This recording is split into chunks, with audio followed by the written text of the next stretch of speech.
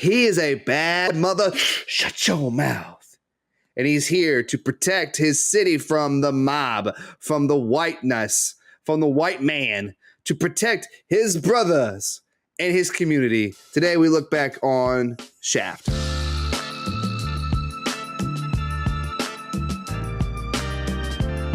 Hello, and welcome to another edition of The Look Back.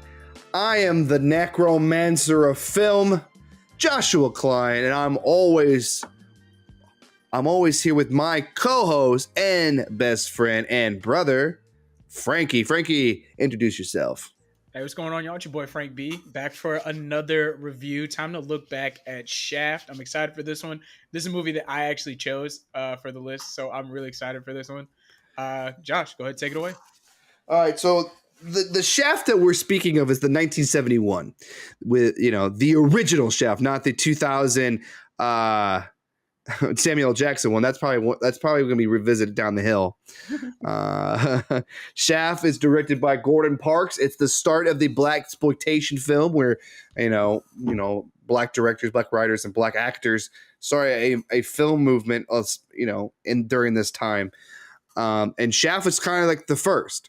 And I actually watched another blaxploitation film for my cult film class where I watched Blackula.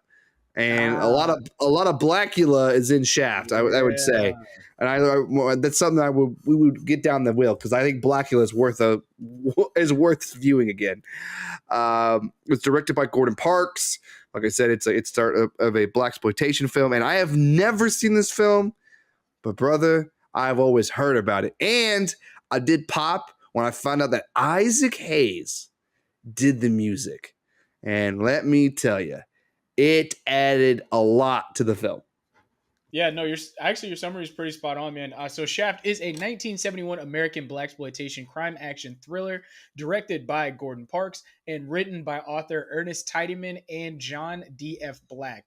It actually serves as a film adaptation of the book Shaft, which I've never read it, but this movie is closely based on the original story for that. It follows Detective John Shaft as he navigates the streets of New York to find and rescue the daughter of a Harlem mobster from the hands of the white man, in this case, the Italian mob.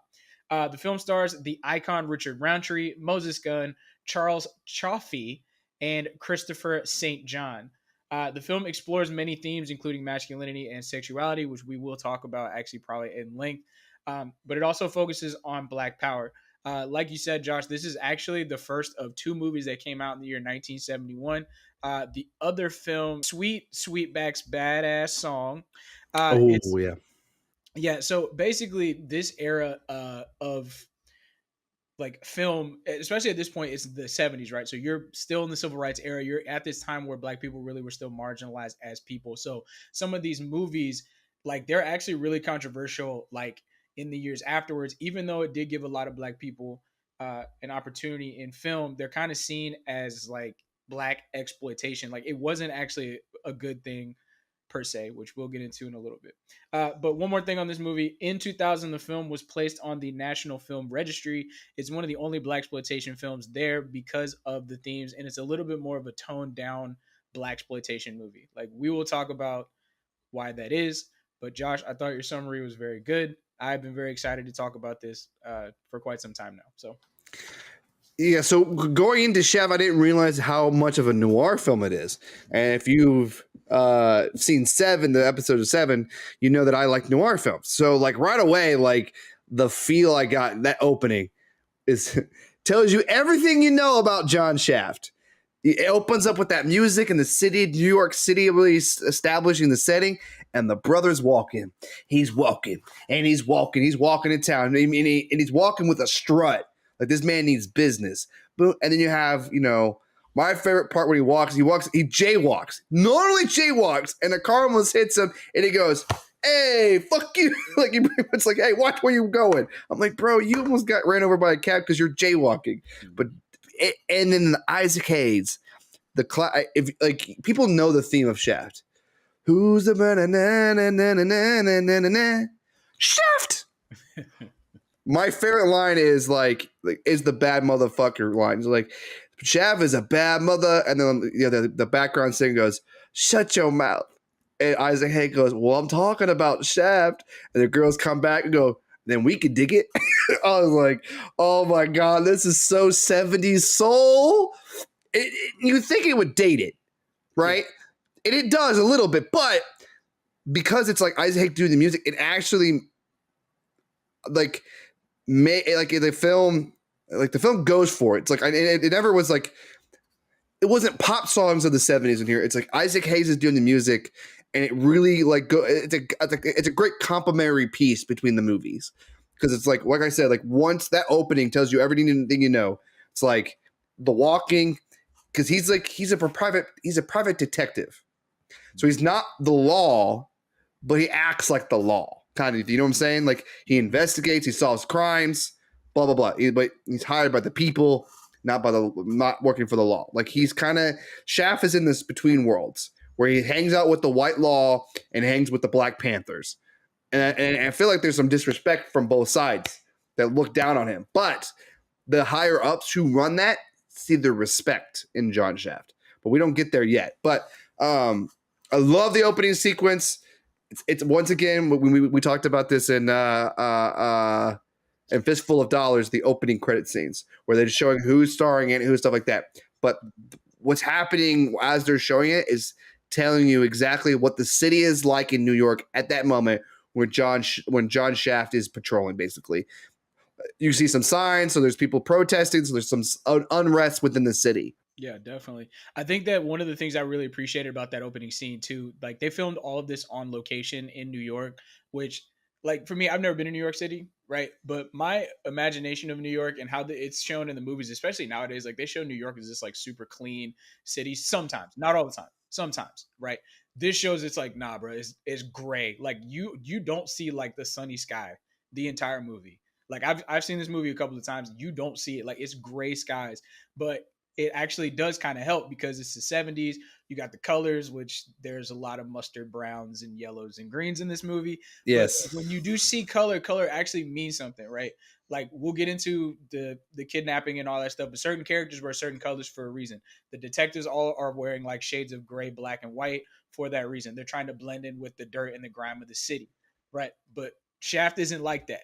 And we see from that opening scene, my man's got the jacket, my man's got the turtleneck, he's got the fro, like, and that's like the fresh fro. Like at that point, that was like, because people, you got the big, yes, poofy afros, 1970s fro, yes. Yeah.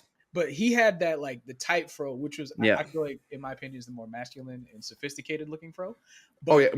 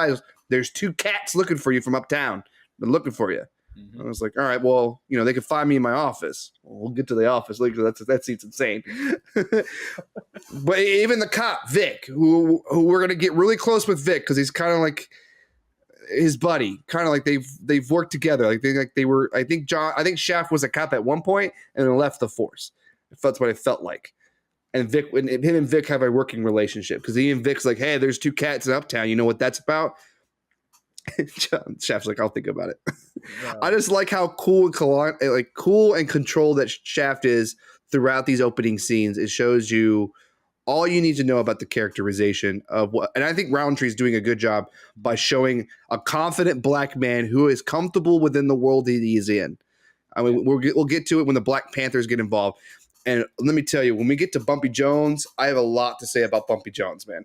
But these opening scenes, I'm really into Shaft. I'm really into this character. Yeah, it does a really good job of building up his character, especially that opening scene where he does talk to the two detectives. You get kind of a sense of how the dialogue is going to be for the rest of this movie. Like, obviously, like, you know, it's I don't want to say old school talk, but like my parents were like in elementary school when this movie came out, so if that dates it at any rate, right? Yes, it's Like, 1971. you know Yeah. what I'm saying? People talk different back then, right? So you have like a beautiful line delivery. This like really the opening like four scenes, in my opinion, every line Richard Roundtree does, I thought was beautiful.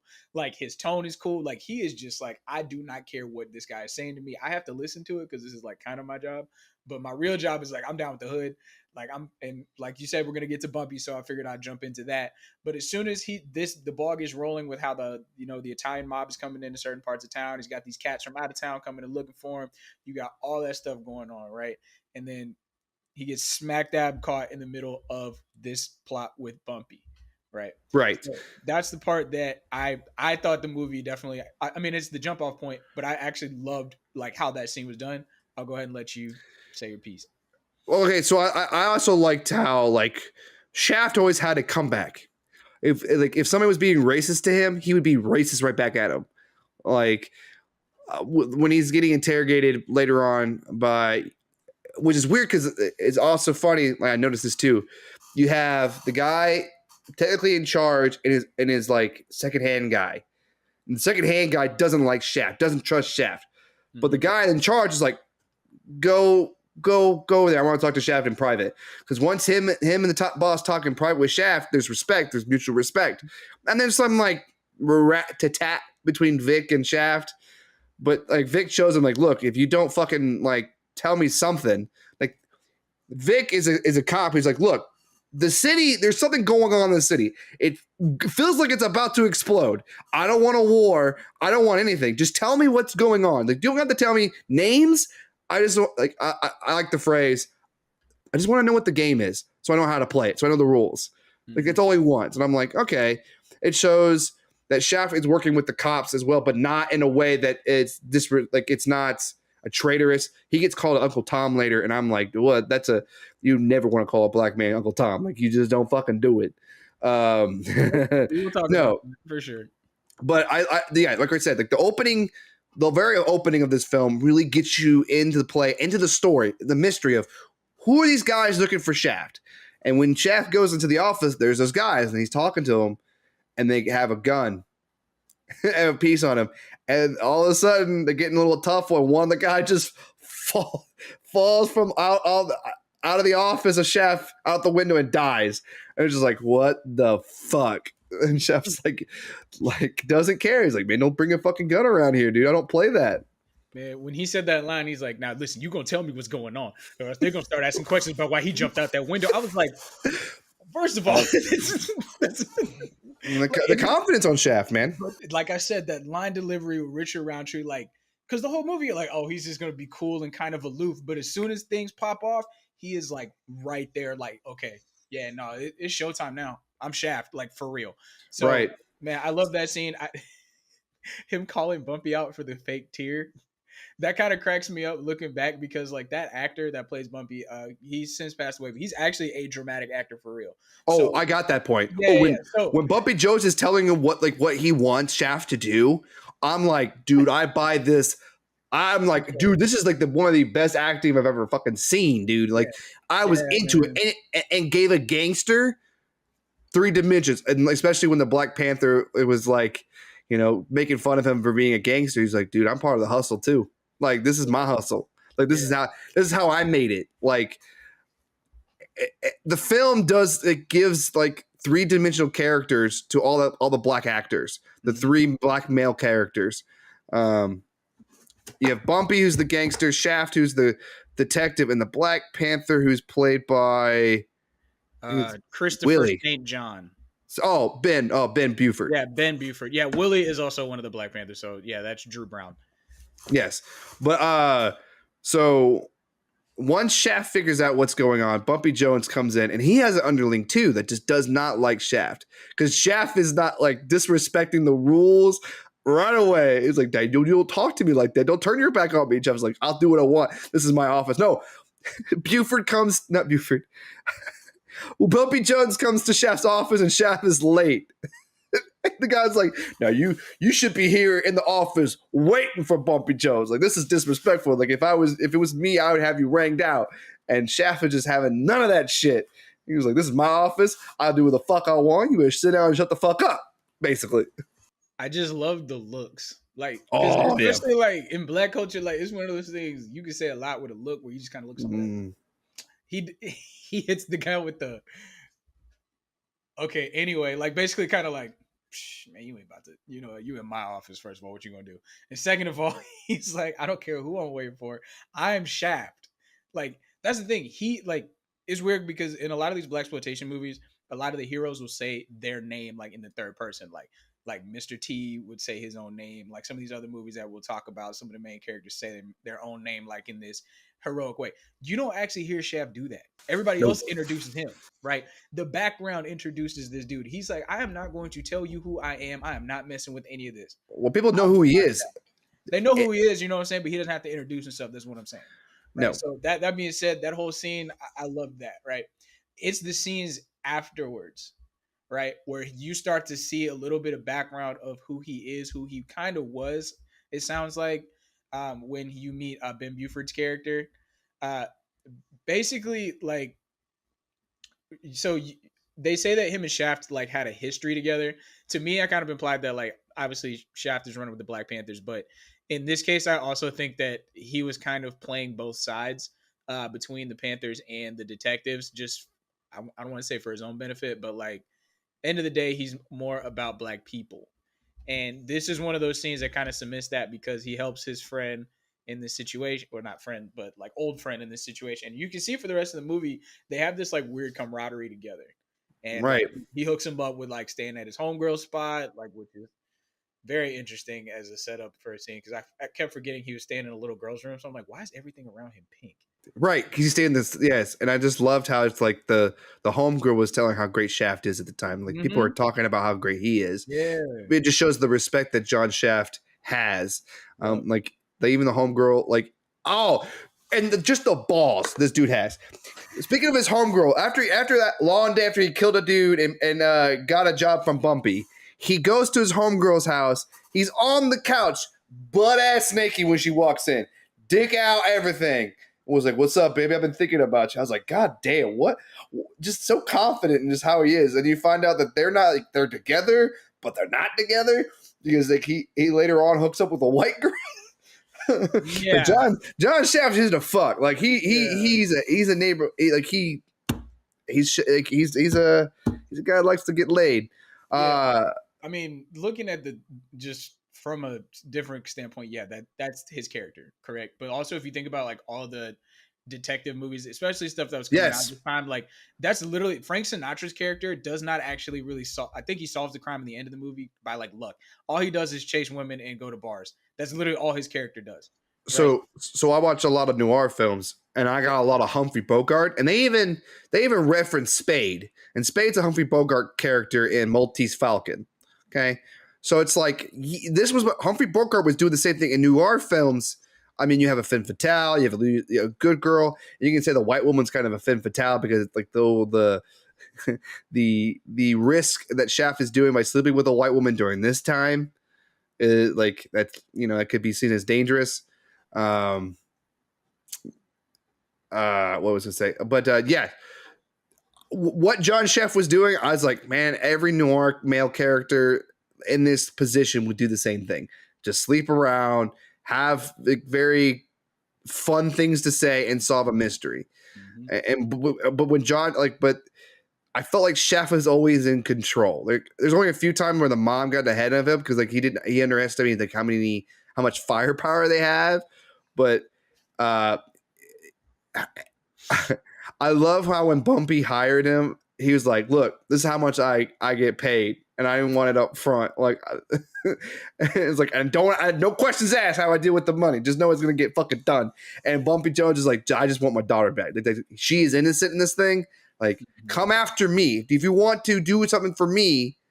Come after me." And we find out that Bumpy tries to try to do the same thing, try to kidnap a mobster's family member to try to negotiate the dollar back, but that fucking fails. So that like there's a tension of war.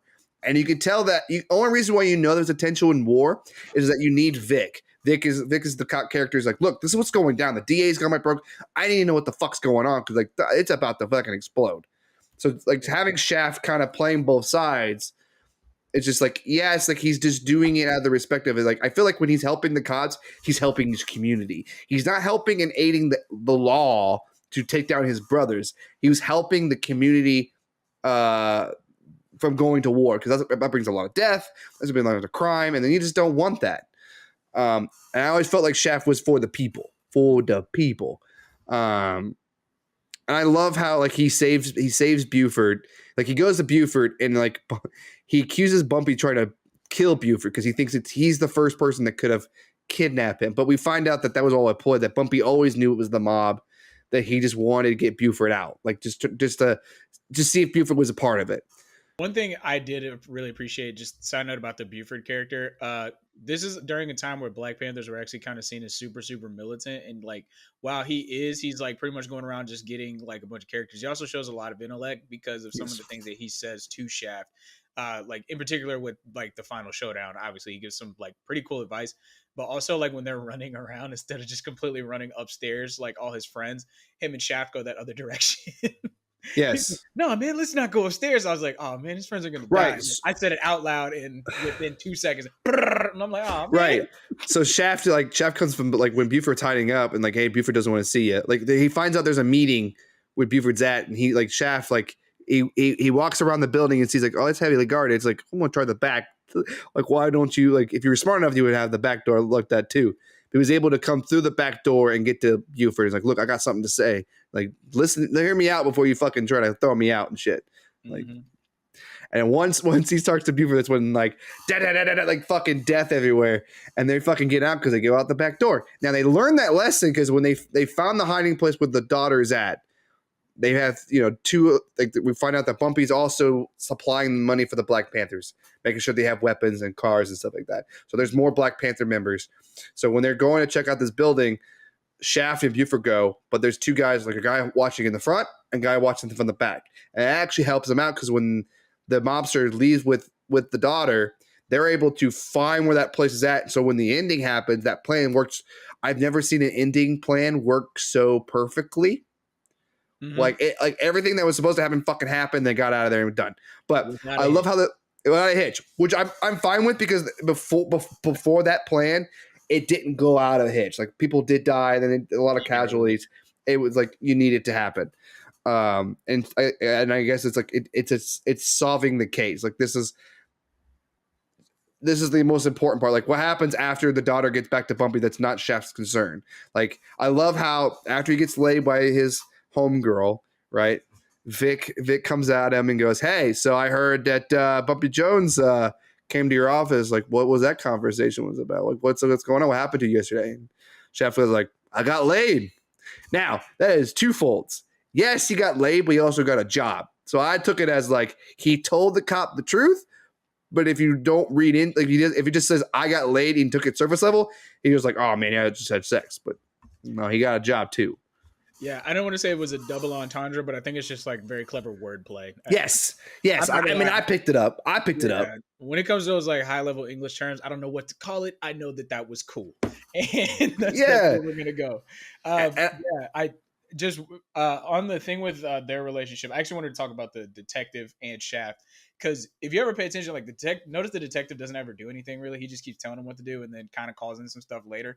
But I actually thought that the detective was low key like, I don't want to say an anti-hero, but like he's one of those side characters that's like morally kind of corrupt, right? Because like I didn't think the cops in this movie were like ever doing like, number one, they're sending Shaft. Like I get it, it's his movie, blah blah blah. But like why didn't he call any backup? Like anytime he called for backup, it would be way too late. And I was like, I think that's on purpose. Like I don't think that was a coincidence. If they knew all this stuff was going on, why was it like, you know what I'm saying? They didn't know enough. They were using Shaft to try to get more information. They knew something was happening. Okay. They didn't know everything that was happening. I didn't look at Vic as corrupt. I looked at his underling as the racism of cops, and that Vic cared about the community that he was working in, and he knew that the only way that he could help the community is through Shaft. Like the fact that he wasn't asking Shaft to portray people, all he was asking for Shaft was just little tidbits, just to know how to, like, he will take care of the rest. Like there's a mutual respect between the two. That's what I got. There's a mutual respect. Like Vic protected Shaft. Because when the murders happened, right? I mean, it was Vic who kind of let it go. Like, all right, like I'm gonna believe what you said is true, but but if something else fucking happens, I can get you for that murder.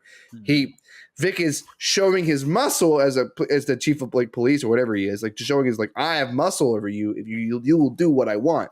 But what he wants is not that much reasonable. Where he's not betraying his community. Where Shaft is not betraying his brothers. He's not, and I feel like Shaft only gives them a amount of information to get them guessing. But the reason why Vic was like, because when Shaft like has information to give Vic, he's giving it to him. Like, he doesn't have to, but he does. Like after the initial trying to get the daughter, he goes to the payphone like right afterwards and calls Vic. Like, hey, this is what's going on. Send your people here. Blah blah blah blah. Like, give me this time. Like, all right, cool. I don't know about corrupt. I think the other people in the police station were corrupt because they were actually to do more to shit. They wanted him to be arrested. They wanted him to be like asked for questioning for that murder of that window. Like that's what I got. In Blackula, there's actually the same relationship between the police, a white police officer, like a head of police officer, and a black character as they're working together to solve a mystery. And then there's an odd respect there too. I got you. Okay. Because Vic treated Shaft like as an intellect, not as somebody he's like. He only used his muscle when Shaft wasn't playing ball. When Shaft was, that's when he was like, look, I don't have to fucking, put my dick on the table, but here I am, put my dick on the table, motherfucker. Right now, fam. Yeah. Okay. See, and that, again, like it's one of those things. I just felt in this film the police were not like a trustworthy source. That being said, I agree with that. I agree that they weren't trustworthy. I trusted Vic. I never believed that Vic would betray Shaft. If anybody would have betrayed Shaft, it would be not from Vic. I would say Vic, the lieutenant. I think he would not betray Shaft. Yeah, definitely. But it could have happened. It could have happened. It could have been like he worked for the mob. I mean, because his last name is Italian. Yeah. So, but. So it could, but I'm glad it didn't. I'm glad that there's still like that didn't happen, and there was still a working friendship between the two. All right, man. You want to talk about that final heist, or do you want to talk more about like background of the film? Oh, dude, I gotta talk about Isaac Hayes' Soulville. That song fucking hits. I was like, I had the captions on, and when Soulville came on, oh, dude, that song hits. And then the other one was just like. Just Go On. I think it was the other one was just like, if you want to make love all night, just go on. I was like, yeah, Isaac Hayes. When Isaac Hayes, like, he doesn't come very often in the film, but when he does, it adds a mood. It adds a very mood. I think the Soulville one was when he was going to the coffee shop meeting when he met the Italian guy to talk terms about where the daughter's at. And right away it was like racism as shit. I was like, all right, the Italian mob is fucking racist. Like that. All right, that's how good. I got a bad guy here. Yeah, I did appreciate that later on in the movie that they showed like that Shaft gets them back with some even more clever wordplay. Like he throws in a couple of slurs that I'm not going to say here. But I think the best was like definitely when he looked at the guy's outfit and you could tell like there's another comment, but he's like, that'd be roast you real quick. And you know what? And the fact that the Italian, like the mob is in here, I mean, it makes sense because it's New York. I was like, but it feels like this movie could have been made in the 40s as well during the noir phase. Like it fit so well in the noir category because of all the themes that was going on. And you add, Roundtree as a character, as Shaft being a black male, it just adds another layer of racism, urbanization, the building of a community, building like him being him being not a stereotype. Absolutely. His character would become a stereotype, I would say, but at the film at the present time, he didn't feel like a stereotype. Like he felt like his own character. He's fucking cool. Like, I mean, every time Shaft talked, I was like, I want that tattooed on me somewhere. Like that little dialogue right there. It was so fucking cool. That's pretty cool. I think that the portrayal of just a strong black character, especially at this point in time, was really crucial to like film in general. But in particular, this movie, he is like the beginning of that stereotype, right? Because this is the beginning of the blaxploitation era. So a lot of those movies, I mean, Blackula is kind of its own thing, but some of the other movies that come in the years later do directly rip off Shaft. Like obviously, Black Dynamite was way later, but that kind of genre was like kicked off by this movie. But Richard like Roundtree isn't. I mean, okay, yeah, it shows him with women, it shows him doing this, it shows him doing that, but it shows it in a way where it's like honestly, he's not like disrespecting people, except for the one cop. He does disrespect him a lot, but yeah, I really enjoyed it. And then the other thing, going back to the soundtrack, so this is actually Isaac Hayes' first Grammy. Really, he won a Grammy for this. Nice, yeah, he deserved it. The music's great. So he won. He got the Academy Award for Best Original Score. He got nominated, but the best song was the theme from Shaft. He won for that in 1971, and then he followed that up with a Grammy in 1972 for the theme from Shaft, which basically he won 3. He won 3 awards for this, but also got nominated for 7 other awards. So this was like a hit. Like I actually heard the music for Shaft before I saw the movie, just because as a kid, my mom and dad were like, "Okay, you can handle the music because it's just them talking about Shaft. Like the music's not really all that crazy." Shaft. Yeah, I know. Yeah. Like the bad mother, shut your mouth. I did get in trouble for saying that as a kid. Shut your mouth. Because they're like, you don't know what you're saying. I'm like, I said shut your mouth, so I didn't say the word. But anyway. Well, that reminds me. Great. Oh, go ahead, that reminds me of when I was a kid, when I was listening to "Forgot About Dre," when it was like, with Dre's line, it's like, "If you don't like me, blow me." And I said that, and I got in trouble for that. I didn't understand. I was like, "What do you fucking mean?" Like, I don't understand that "blow me" was fellatio. I mean, getting head.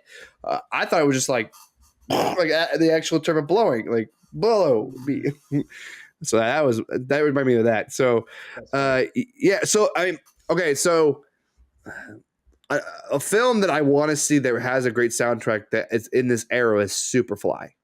Yes. Which is like, they're like, oh, the music and the music, this is the other one, which is like the music and the movie kind of like are complementary pieces. And I agree with that. Like, I think the music really enhances the movie, and I think the movie enhances the music. I think it just all fits very well in the 70s vibe.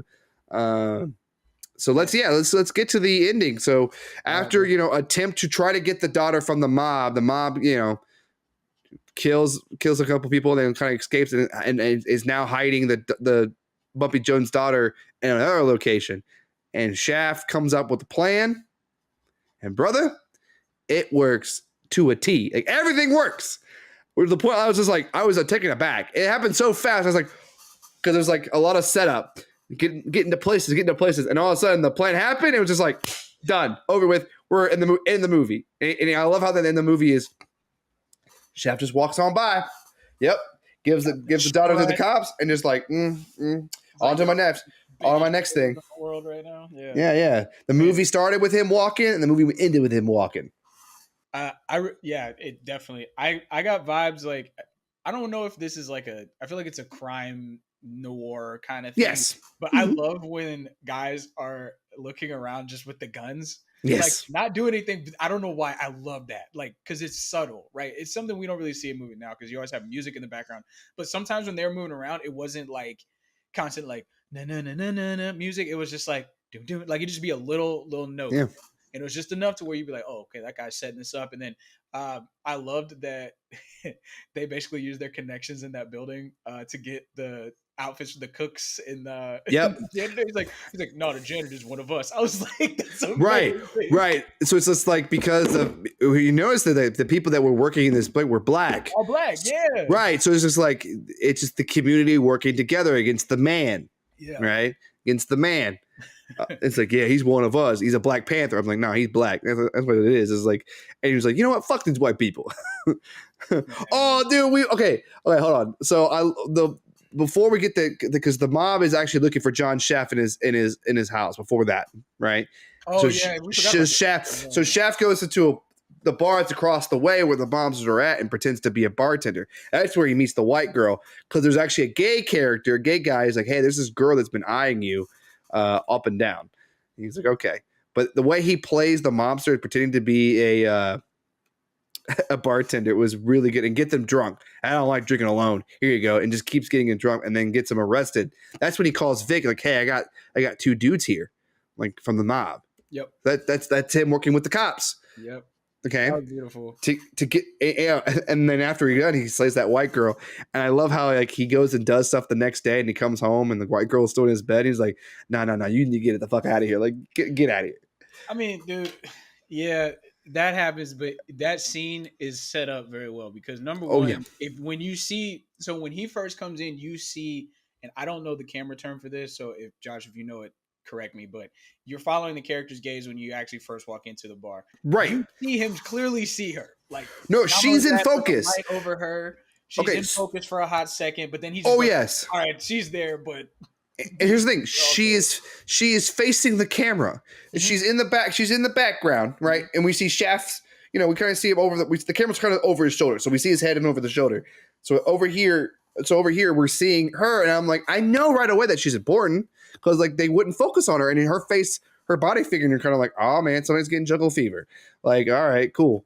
And I wasn't surprised that he banged her. I was surprised that she didn't know the etiquette of getting the fuck out afterwards. Like, if the dude's gonna get up and work and you're still in his bed, what do you think is gonna happen? When you get home, like, all right, girl, time to get out of here. And the way I love how it's like, you don't have to be shitty and like doesn't close the door. And I was just like, bitch, like, what the fuck are you doing? And I love how Vic comes in there and makes fun of him and say shitty, because that line, shitty, comes at the end where he's making fun of Vic as well. He's like, I hope the next time he ain't shitty or whatever. Like when he said click. I love that. Like, yeah. No, that was good yeah. too. I mean, again, a lot of stuff is cyclical in the movie.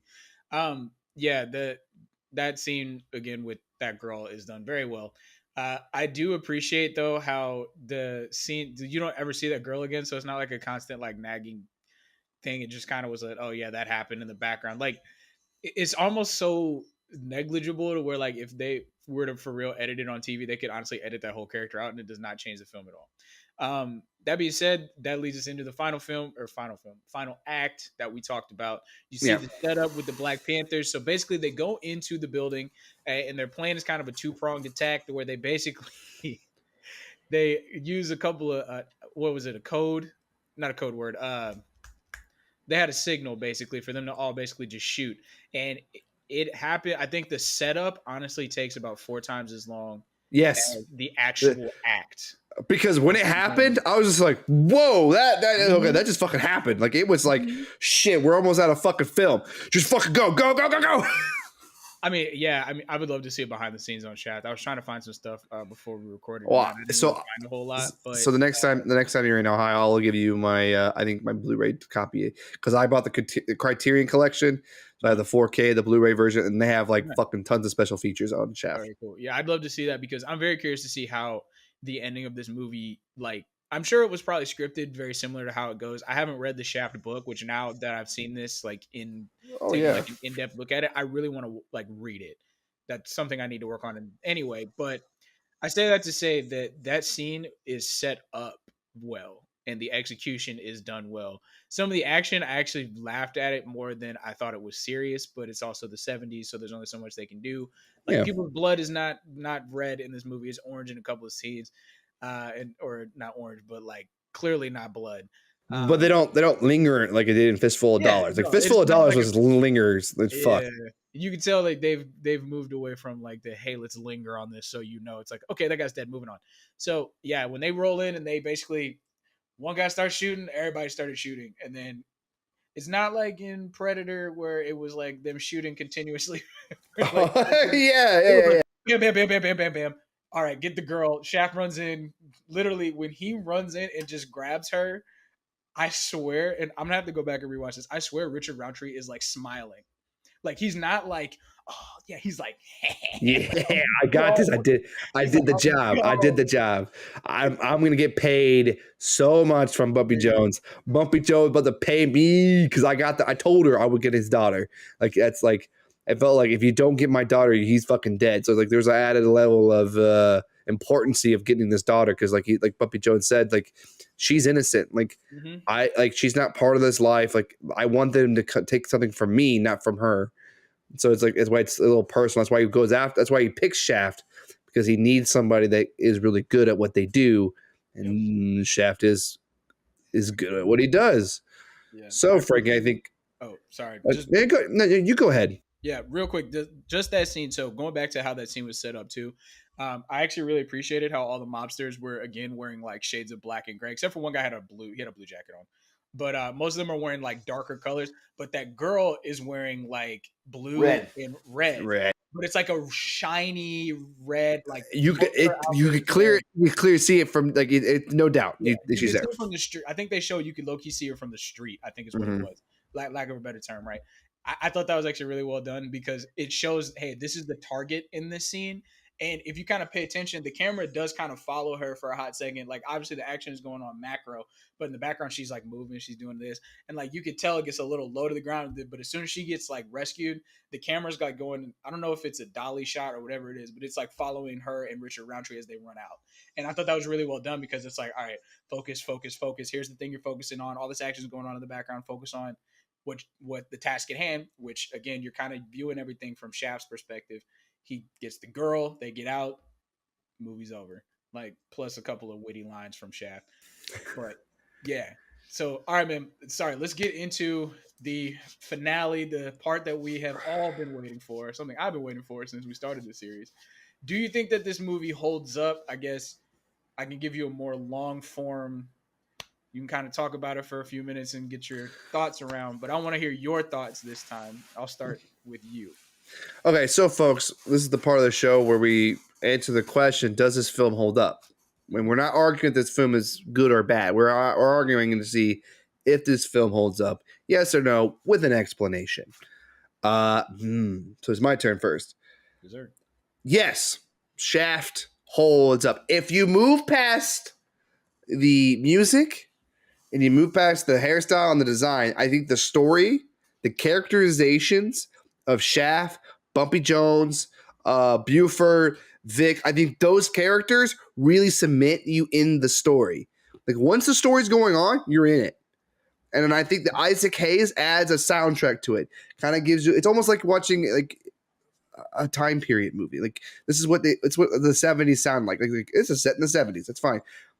But they don't do a lot of things that's so 70s that take you out of it. Maybe the Isaac Hayes music at first, but once the film goes on, it just feels so much a part of it. Mm-hmm. And just seeing the representation of African Americans in a positive light. Shaft is a strong character, three-dimensional. He's a lover, he's a fighter. Bumpy Jones as a gangster giving a fucking performance when he's talking about his daughter being kidnapped and how like I was like I love Bumpy Jones. Like I know he's a gangster, but I love him because he said like, you know, he chose the gangster life to get out of the slums. It's his hustle. This is my hustle. Black Panther was Buford hustled. The Shaft being a private detective is his hustle. It's their hustle to get away from the man, away from the power. So I think that this is a movie that's an essential watch. I think you should watch Shaft, especially of what the possibilities of black stories are. Because I feel like this is a perfect black, not a perfect. I wouldn't say perfect's a bad word because it's because the movie's not perfect. I think it's a good representation of what black cinema is and what it like and how it can grow from now. I mean, all the black characters are great. Even the white characters, like sometimes when they have representation films like this, they tend to like some of the white characters are like all white characters are bad. But I don't feel Vic is a bad white character. where he is of the law, but he's helping the community as well. Like there is good cops out there. So yeah, it definitely holds up today. And if you can move past the hairstyle and the music, I think you'll find a great, you'll have a great time with Shaft. Very well put, man. Very well put indeed. Yeah. So for the record, I agree with you. I think that it holds up on many fronts. I think that number one, this movie actually is something that it inspired a lot of stuff that came after it. Like, Yes. We don't really talk about, like, obviously the blaxploitation stuff is its own thing. We will get in. We'll probably make a whole video talking about all of that. But what I'm actually talking about more is like black actors, black directors, black writers, and also filming on location in areas where black people actually live. That was a thing that wasn't really going on, and sometimes it was always faked or it was over. Like, this is over dramatized too. But like, you actually see New York for real. You see real people. You see real issues. Like, the streets are dirty. Like, it's not this clean life, but it's also like, not everybody is down and depressed. Not everybody is drugged out. Not everybody is doing stuff. Like, people have normal jobs. Like, half the taxi drivers in the movie were black. Half of the people working in the stores were black. Like, most of the people with speaking lines in this movie were black, right? So this is a major, major move in film history. That aside, I think that this movie does hold up because nowadays we don't see movies, A, that get released with a good soundtrack half the time. Like, calling you out, Disney, because half your soundtracks have been trash anyway. Second of all, you don't get a movie with a strong black lead sometimes, or sometimes they always try to shoehorn in some other race. And in this movie, you kind of do get that with Charles Coffey's or Choppy's character, Vic, but Vic is more of like the most tertiary, like, of the police force. Like, he's just there literally for some necessary dialogue and some other stuff, right? If they were to release this movie, like, again, this year in 2023, I honestly think not only would it do well, it would probably be one of the better movies of the year. It's a very unique film. Yes, the crime drama nowadays is I think it's kind of overdone. Like, you got like 10 TV shows all about crime and detectives, but this doesn't feel like any of that.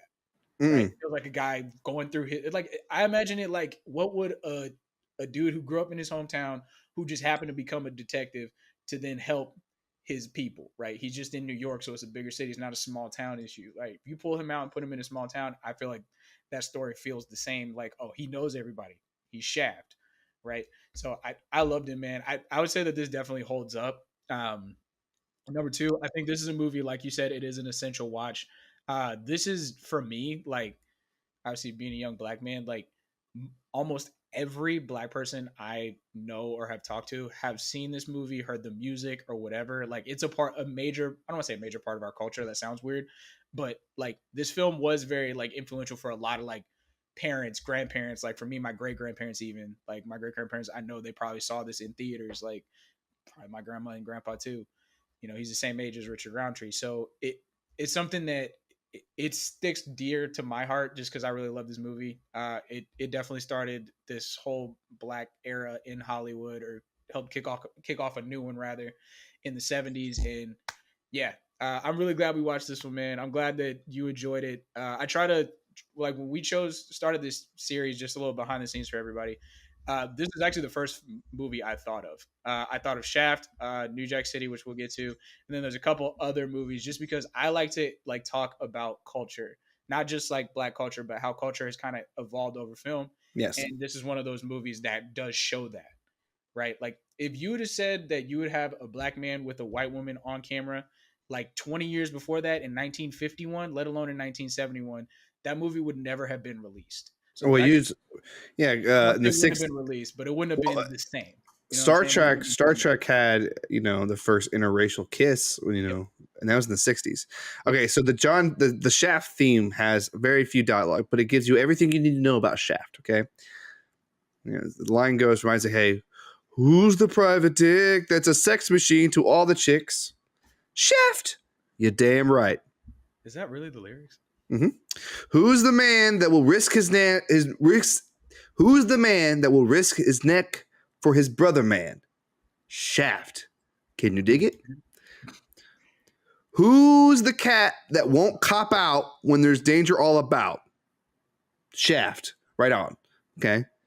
They said this cat Shaft is a bad mother. Shut your mouth.